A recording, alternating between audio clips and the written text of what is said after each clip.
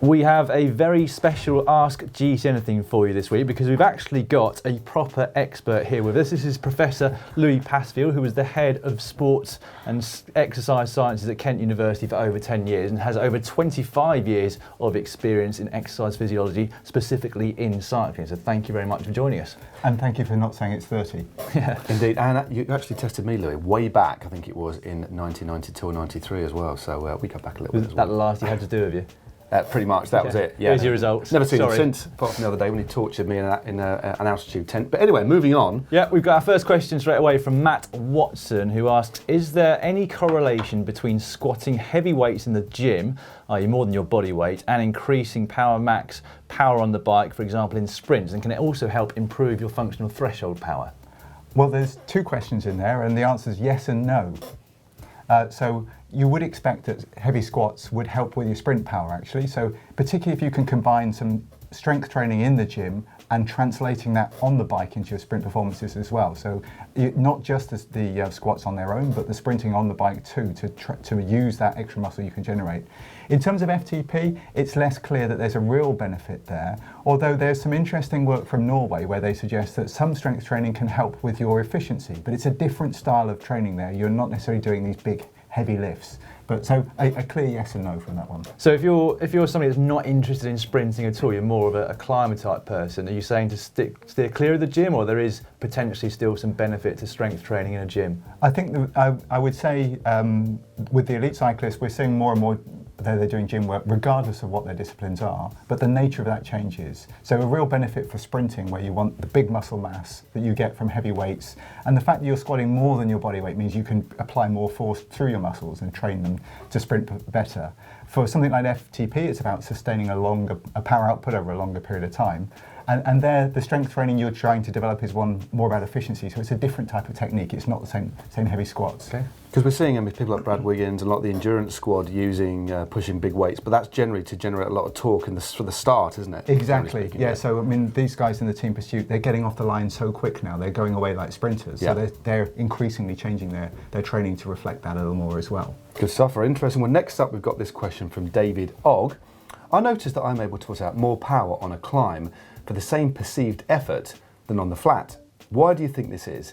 Is this because during your climb you can pedal more efficiently, adopting a better position and recruit more muscles? We've had this sort of question before, Dan. It's quite an interesting one. What are your thoughts on why it feels different? It's a really interesting one, actually, and it's something that I noticed quite a long time ago when we first got power meters on bikes, but it wasn't sort of clearly established, and it's only more recently that it's started to come up as a topic of conversation again, actually, that people are really starting to notice this. So I'd say yes, it does look like you're more efficient. We don't know exactly why, and we've done some studies in the lab where we got people riding on a treadmill to measure things like their muscle activity and also the pattern of force application on the pedals themselves. And what we do notice, and it kind of makes sense, is that because the bike's on an incline, as you're pedaling, the bottom dead center occurs in a different place. So it's actually changing your pedaling technique slightly, and we think that might be part of it. And of course, you're able to use gravity to help you with that power stroke as you're pushing down on the pedal. So we think it's probably something to do with that, and it can make quite a noticeable difference with some riders, but not all riders necessarily see the same benefit, so you can also see that it varies from one to another. So it might also be a reason why if you do a lot of long climbs, for example in the Alps or the Pyrenees, you get better at climbing because you maximize this effect at the same time. Yeah, it seems like the vast majority of people do find it easy to put power out on the climbs versus the flat, but there are some people that write to us and it's the other way around, so it is interesting. Next up, we have another question from David Ogg. Lucky boy. He's keen. Yeah, keen. But good questions. They are good questions. How long do you need to train at altitude to receive the benefits, and how long would those benefits last for when you return to normal altitude? Or sea level. Yeah. Okay, I mean this is a good question, obviously a little bit technical, but there are some fairly clear answers to this as well. So you need to train at altitude. It's not necessarily the training itself, it's the being resident at altitude that seems to provide the big benefit. Because what you're doing is you're boosting your blood count, and most of the time it's the time spent at altitude that matters there rather than the training itself. Now the stimulus required for boosting blood cells is probably about 2 to 3 weeks. So if you're going for much less than 2 weeks and you're only going to enhance your performance as opposed to enjoying being at altitude, then you want to think twice about whether that trip is worth it. So 2 weeks minimum 3 weeks ideally for a real positive effect. Now, when you return, what happens is your physiology starts to unwind in a number of different ways. And there's a little window of opportunity as soon as you finish altitudes, when you get back to sea level. And then there's a period where your body starts to go through the adjustment of unwinding some of these short-term changes from altitude. And you want to avoid that window. And it's typically around 5 to 7 days after returning from altitude that you want to avoid competing, because your body's trying to get back to adjusting to normal sea level performance. So you've got some of the benefits of being at altitude, but your body's actually compensating back down to sea level too. And then the window opens up again in terms of then the sustained benefits of altitude beyond that 7-day period. And the effects will just taper off over a period of time then. So probably after 2 or 3 weeks of returning to sea level, you've lost most of the benefit of being at altitude. But it's, as I say, slightly complicated. Straight away, a little window about 5 to 7 days after you return where you want to avoid competing, then you're good again probably for another 2 or 3 weeks. Interesting. Just using an experience on my own, when I rode in the Columbia World Championships, I did spend a month at altitude, gradually increasing the altitude as we went. But I think the thinking back then with the coach, it was Dave Smith who was coaching me back then, the thinking was nations either sent a team out for 3 to 4 weeks beforehand, or they just flew them out a couple of days beforehand and didn't do anything in between. And so it's pretty much what you said. And I did feel, and again, there's also different physiologies involved. It's not the same for everybody. We all adapt in different ways. Some riders struggled, some riders excelled. So it's not quite as simple as that, but that is a general rule, isn't it? Yeah, absolutely. I mean, altitude is particularly notable in that regard, that we find that some riders will cope with altitude very easily and make those adjustments quite quickly and see much of their performance retained, whereas others feel horrible at altitude and just can't get on top of it. We're talking about feeling horrible at altitude. Me and Simon did some tests a couple of, about 6 months ago at your university. Have a check out exactly how altitude does affect performance. We put ourselves through the mill, or you put us through the mill. Have a check this out. So when we go to altitude, what happens is that gradually the pressure drops. So the higher we go, the lower the pressure. And this reduces the amount of oxygen we can bring into the body. And we need that oxygen for energy. So the higher we go, the less oxygen we get, and the more the body struggles. Well, descending back down to sea level now, we have this question from Peter Collins. Louis, my old sports science professor obviously knows you, Louis. My question is, with the air being thinner at altitude, will I still get the same marginal gains from shaving my legs? Now that is a pretty hard-hitting question, so I think you better don the science glasses to answer that question. Somebody you know, I believe. Absolutely. Peter, or Phil as I like to call him. There we go. Actually, there are 2 important points from this one. Sorry, I can't see with your glasses. That's okay, fine. We get the gist. The first thing is I'm not an old sports professor. But the second one is that yes, you will still get some marginal gains from shaving your legs. But Peter, or Phil as I like to call you, you'll get less benefit at altitude. Of course, yeah. Well, just to sort of come off the back of that question, I suppose the dimpled effect, the golf ball effect, like some skin suits have got, they're less effect to skin suits, and also dimpled rims will be the same thing, because obviously there's not quite as much friction. Well, sorry, I'm inclined to think of dimpled legs as well, right, which might be tricky to achieve, but we could have a go. Yeah, we could do, couldn't we? Yeah. Moving swiftly on. Yeah, very. We've got a question from somebody whose name I don't even want to begin to pronounce. I'm going to go with Mavoch. Sorry. That sounds good. I was out for almost 10 months. What are the changes in my body, and how do I come back to my old form or even stronger? I've now been riding for over a month, and still a 3-hour ride is not easy. And actually this goes for anybody really that has some time off at the end of the season. You're always interested to know how long it's going to take you after even 4 weeks off to get back to where you were. This is a great question, actually, and it's something that comes up quite often. And I noticed also Mavok says 4 to 6 hours was a piece of cake before. Yeah. And so clearly... Highlighting that I didn't read the entire question now. Thanks for this. There's a number of changes that take place, and some of these are short-term changes, and so as you start training again, the benefits should come back quite quickly. The long-term changes, having had that period of time off, will take a long time to redress. So to give you some specific examples, we know that things to do with the muscles tend to change pretty quick. So once you start training, the muscle turnover is pretty fast, and you can see some adaptations there within a matter of hours and days. Things like your heart, for example, which determines how much blood you pump around the whole body, that can take weeks and possibly months to change. And so that period off is likely to see quite a marked change in things like his heart structure and so on. And therefore, it will take a while to get back to where he was. And probably somewhere along the lines of the amount of time he's been off to get right back to where he was before.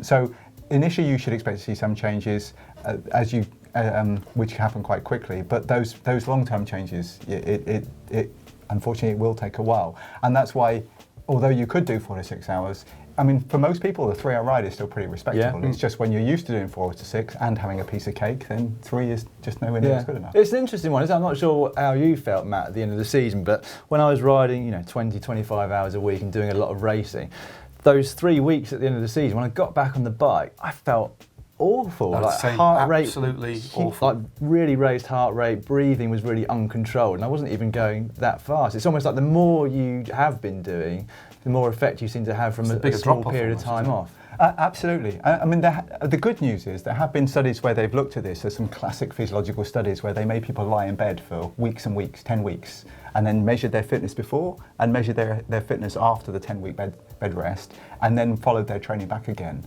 And those people that were fitter before they started were fitter after the bed rest, and they regained their fitness as quickly. Right. So there isn't a disadvantage to being super fit. It's just you notice those changes more than someone who's experiencing smaller changes in fitness. Fascinating stuff. Well, next up we have this question from Fergal Haig. For the overweight riders, what is more beneficial? Long distance over time or short distance and fast paced? Okay. I think the main thing here really is about how much energy is burnt. So in order to lose weight, you want to burn calories and then replace it with fewer calories than you've burnt. So there's a deficit, basically. Absolutely. Yeah. So it's the difference between what you're burning and what you put in is what's going to help you lose weight. So the likelihood is that in a long ride, you can, over a period of time, burn more calories than you can by just working hard for a short period of time. So this should be a relatively straightforward answer in that the longer ride is likely to give you a better energy deficit and therefore better for an overweight rider than the short, intense rides. The other thing is, and although the research is less clear on the psychological side of this, most people prefer doing medium intensity rides to really hard intensity rides. They find that more painful and they're less inclined to get back on their bikes. It makes cycling just an unpleasant experience if all you're doing is intense work, isn't it? That's right. And there was a fascinating study done by some psychologists recently, actually, where they compared 2 different training sessions. And they had one where it started really hard and then it gradually got easier and easier and easier until they ended up pedaling with no resistance. And they looked at how good that felt compared with doing the opposite, where you start really, really easily and then it gradually gets harder and harder and harder. A bit like Matt's test from 1992, I think. Absolutely, yeah. Well, and similar findings perhaps. In the one that finished easily, the people remembered that session as better, less painful, and they were ready to start exercising again much sooner. The one that got harder and harder and ended really hard, they were less motivated by that, and they didn't want to go back in the lab very quickly at all. I mean, we've made lots of videos on indoor training videos, and isn't there a school of thought at the moment that suggests that you're better off, just to counter your point about longer rides, that if you do short, intense riding, you burn more calories because your metabolism is sort of working harder after the ride as well? Because that's what is being talked about in sort of recent years, isn't it? There is certainly a carryover from the ride you do afterwards, and the higher the intensity, the bigger the carryover is. But the number of calories you can burn on a ride is far greater than the elevation in metabolism that you receive afterwards, Matt. So, yeah. Fascinating, yeah.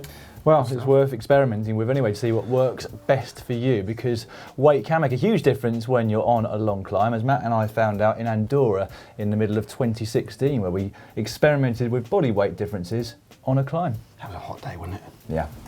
Okay, well, we've spent the last 2 hours with a calculator, and we think we've got our head around the results. But before we get onto the raw numbers, we are going to state that we quite deliberately use that weight and also those powers. So there will be some of you who can do more than 280 watts for that sort of duration, and there will be others of you who can't do 230. Well, from Andorra, back to our log cabin in the Dolomites. And this question from Nigel Allen. At GCN Tweet, I'm 54, not me, that's Nigel. My maximum heart rate has recently gone up from a long-standing 183 to 189. Does this mean I'm getting more or less fit? That's a cracker of a question, isn't it? It is. That's a really interesting question. There's not a straightforward answer to this one, apart from the fact that in terms of fitness, we can't really tell anything from maximum heart rate. Right. Some people who are very fit have very high maximum heart rates. Some people who are very fit have very low maximum heart rates. So we can't read anything about fitness into this. The thing that's curious though is that change, because that's quite a notable change.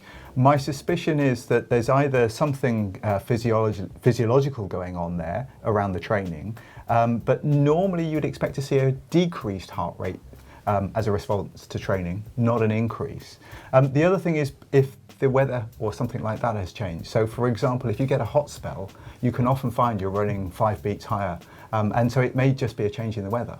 I think it's also, would it be right to say it's also an age thing as well? Because as I've got older, I'm now 47, my maximum heart rate for similar power is far less. I can't get anywhere near, I'm probably about 10 beats off my heart rate when I was in my mid-20s. So yeah, so am I considered the norm and him considered perhaps not the norm, if that's what he's referring to, in terms of as you get older you can't quite get your heart rate to as high as it was? That's right. So as is implied by the formula of 220 minus your age, which incidentally is useless for training, Sure. But as a general rule, what it's saying is you lose, your maximum heart rate goes down as you get older. In this case, obviously at 54, his maximum heart rate is a lot higher than that. Yeah. And that's not an issue at all. It's more the fact that it's changed acutely that's of interest here. And as I said, it could well be it's just a change in the weather or the environment, but if not, something to do with fitness likely. Okay. Your max heart rate's really low now, isn't it, actually? Next up from Drew Bingham, a question I'm going to be very interested in the answer to. How much does alcohol intake from a previous night affect cycling performance? I thought you liked that question. Yeah. Well, I think for a scientific question, we need Put a real scientific answer here. Good stuff. Actually, that's quite like drinking alcohol.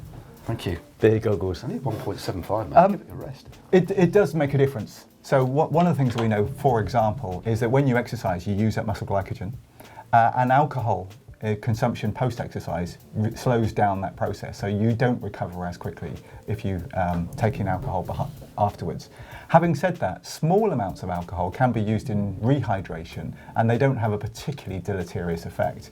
Large amounts, on the other hand... Deleterious, one of the day. Large amounts can slow down your rehydration because, as you might notice, beer has a diuretic effect too. So you put it in at one end, but it comes out the other. So a small amount, by all means, carry on. Large amounts, not the best solution. And the mineral water, I think, would be the way forward. That's from a recovery point of view after an event. But what about if you've not done too much one day the night before an event, but you have 3-7 pints in the evening? The following day.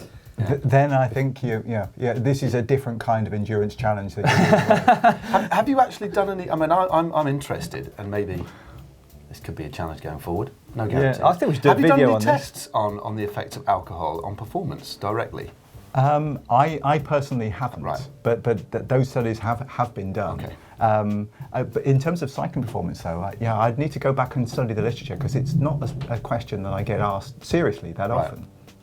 But a fascinating one nonetheless. Okay, this question now from James Gregory.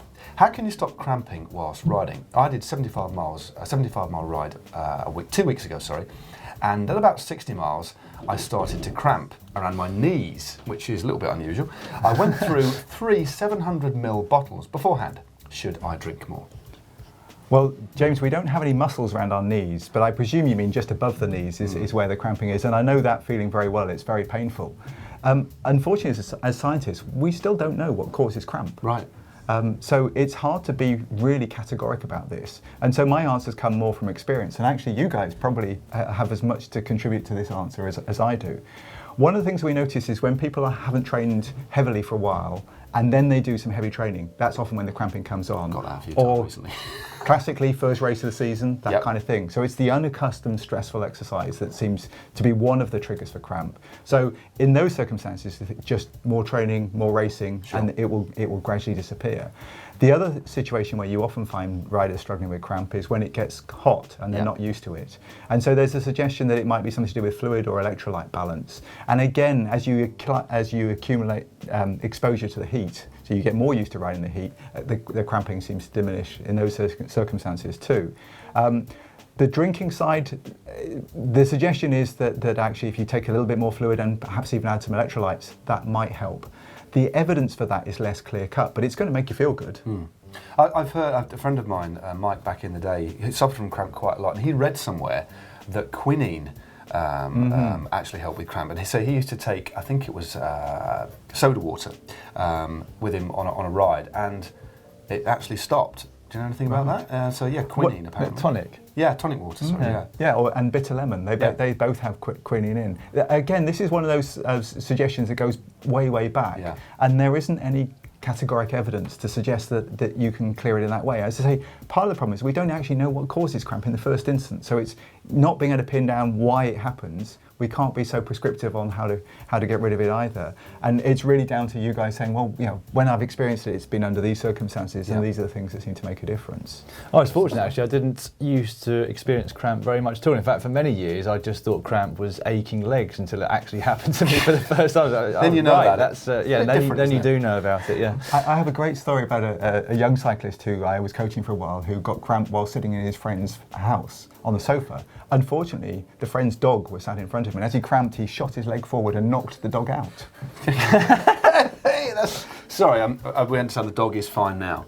Absolutely. My reaction to that, I do apologise for. One more question. Yeah, we've only got time for one more question, unfortunately. This one comes in from Brad Lamb. It's quite a long question, so I'll try and truncate it slightly. It's about interval training. How do you know when you've done too many intervals? At what stage do you know that you should no longer do intervals for your benefit? He gives the example, if you wanted to do a set of 300 watt intervals, would you keep going until you're unable to maintain 285 watts, for example? Well, firstly, I'm struck. Was it Brad? He wants to know too many intervals. I'd like to know when I've done enough. Yeah. I don't want to get into home. I don't want to get into keen, too many category. Absolutely. The answer to this question really depends upon the purpose of the interval. So. He's provided a context here which suggests that he's doing sort of a good solid endurance training ones rather than quality sprint efforts. And so the answer varies depending upon what you're trying to do.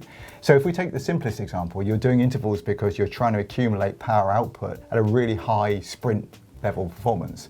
Once you can't reach those sprint performances, that's a good time to stop. So if you start to feel any deterioration in your sprinting performance, if you're doing those kind of intervals, then you've probably done enough. Once you go into longer intervals, then you're building a level of endurance, and then you can sustain more intervals, because if there's a bit of a drop-off, you're still working harder than you could if you were doing a continuous effort, because you're doing effort, rest, or partial recovery. So you can keep going for longer. So actually the answer varies depending upon whether you're looking for really high quality efforts, good recovery, and as soon as the performance drops off, that's a good time to stop. If it's more of an endurance and fatigue resistance thing, then you can push it quite a lot longer, and you can keep going quite a while. And there's an anecdote that Froome, for example, when he was doing his interval trainings, he used to keep going until he basically could hardly produce any power at all in his intervals. He'd kind of ride himself into the ground doing intervals because he was really building endurance rather than power output for sprinting. Well, maybe that left him feeling better about the session, because like you said before, he was finishing easier than he was starting. Absolutely, even if it didn't feel much easier. Without doubt. So it's one of those ones where it depends upon the aim, but if you're looking for quality, then as soon as you start to feel the drop. But if you're looking for endurance and fatigue resistance, then you can keep going much longer. Amazing. Well, thank you so much for your time. Yeah, cheers, Louis. That was absolutely, it was enlightening, in fact. We need to do this again. Really, really enjoyed that. And thanks very much for answering all those questions. And we couldn't fit any more in. Yeah, hopefully we'll do it again sometime. But in the meantime, we've got a couple of our own GCN Does Science videos, which you might want to have a quick look at now. Firstly, how much difference does it make to have flat pedals versus clipless pedals? That is in this corner just down here. And we also had a look at, does saddle height actually matter? And that was filmed at the University of Bath, and you can find that by clicking just down here. And don't forget to subscribe to GCN so you don't miss another one of our videos. Click on the globe.